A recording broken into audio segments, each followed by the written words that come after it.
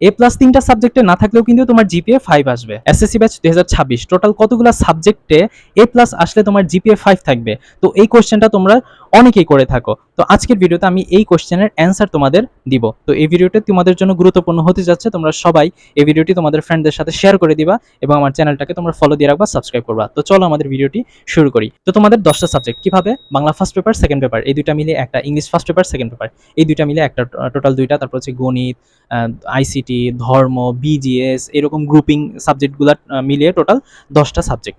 তো এই 10টা সাবজেক্টের ভিতরে মনে করো তুমি 9টা সাবজেক্টে এ প্লাস পেয়েছো, বাকি একটা সাবজেক্ট রইলো, মনে করো এটাতে তুমি এ প্লাস পাও নাই, এ গ্রেড পেয়েছো, তাও কিন্তু তোমার এ প্লাস আসবে। আবার মনে করো তুমি 9টা সাবজেক্টে এ প্লাস পেয়েছো, বাকি যে একটা সাবজেক্ট রয়ে গেল ওইখানে তুমি এ মাইনাস পেয়েছো, তাও তোমার এ প্লাস আসবে। আবার মনে করো তুমি 9টা সাবজেক্টে এ প্লাস পেয়েছো, ওই বাকি সাবজেক্টটাতে তুমি বি গ্রেড পেয়েছো, তাও কিন্তু তোমার এ প্লাস চলে আসবে। ঠিক আছে, এইভাবে।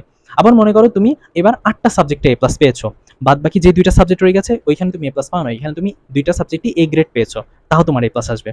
আবার মনে করো তুমি ওই 8টা সাবজেক্টে এ প্লাস পেয়েছো, আর বাদ বাকি 2টা সাবজেক্টে এ প্লাস পাও নাই, ওইটাতে একটাতে পেয়েছো এ মাইনাস আর একটাতে পেয়েছো এ গ্রেড, তাও তোমার এ প্লাস আসবে।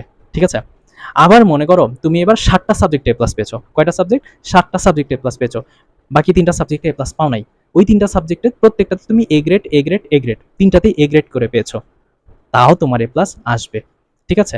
আবার মনে করো তুমি 7টা সাবজেক্টে তুমি এ প্লাস পেয়েছো, বাকি 3টা সাবজেক্টে এ প্লাস পাও নাই, তুমি যে 3টা সাবজেক্টে এ প্লাস পাও নাই প্রথম 2টাতে এ গ্রেড পেয়েছো, আর লাস্ট সাবজেক্টটাতে তুমি এ মাইনাস পেয়েছো, তাহলে কিন্তু তোমার এ প্লাস আসবে না। তো মোট কথা হলো তুমি যদি জিপিএ 5 পেতে চাও তাহলে অবশ্যই অবশ্যই সর্বনিম্ন তোমাকে 7টা সাবজেক্টে এ প্লাস পেতেই হবে, আর বাকি যে 3টা সাবজেক্ট থেকে যাবে ওই 3টা সাবজেক্টে তোমাকে এ গ্রেড করে পেতে হবে, তাহলেই কিন্তু তোমার এ প্লাস আসবে, অর্থাৎ কাঙ্ক্ষিত তোমার যে জিপিএ 5 সার্টিফিকেটে লেখা থাকবে ওইটাই কিন্তু তোমরা পেয়ে যাবা। তো ওইরকম ভাবেই পড়াশোনা করার ট্রাই করো যাতে তোমার সবগুলা সাবজেক্টে এ প্লাস থাকে, তাহলে তো গোল্ডেন এ প্লাসই পেয়ে যাবা। মানে সর্বাধিক সাবজেক্টে যাতে এ প্লাস থাকে সেরকমভাবে প্রিপারেশন নাও, ভালো করে পরীক্ষা দাও, সামনে থেকে 21 তারিখে পরীক্ষা, খুব ভালো একটা প্রিপারেশন নিয়ে পরীক্ষা দিতে যাও। আর আমার চ্যানেলটাকে তোমরা ফলো দিয়ে রাখো এরকম ইনফরমেটিভ ভিডিও পাওয়ার জন্য। তো দেখা হচ্ছে নতুন কোনো ভিডিওতে, সে পর্যন্ত তোমরা সবাই ভালো থাকো, সুস্থ থাকো। আল্লাহ হাফিজ।